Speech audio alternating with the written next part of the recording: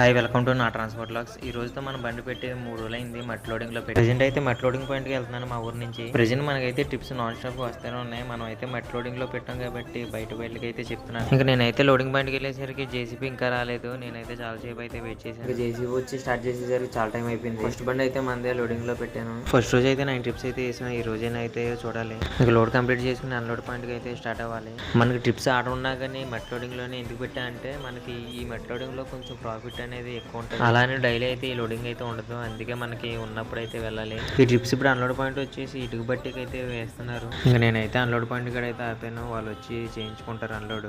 వాళ్ళు వచ్చాక వాళ్ళు చూపించిన ప్లేస్ కాడ అయితే అన్లోడ్ అయితే చేసాము. ఆ బండి అన్లోడ్ చేసాక అక్కడైతే మనం చేయాలి అన్లోడ్. ఇంకా నేనైతే ఆ బండి వెళ్ళిపోయి వెనక్కి రివర్స్ చేసి నేనైతే అన్లోడ్ అయితే చేశాను. ఇంకా లాస్ట్ కి నేనైతే ఆ ట్రిప్లు అయితే వేసాను. తర్వాత మనం ఇప్పుడైతే గ్రావెల్కి అయితే వెళ్ళాలి. కస్టమర్ అయితే మొన్న నుంచి చెప్తున్నారు. ఇంకా నేనైతే లేట్ చేసాను చాలా ఇప్పటికి.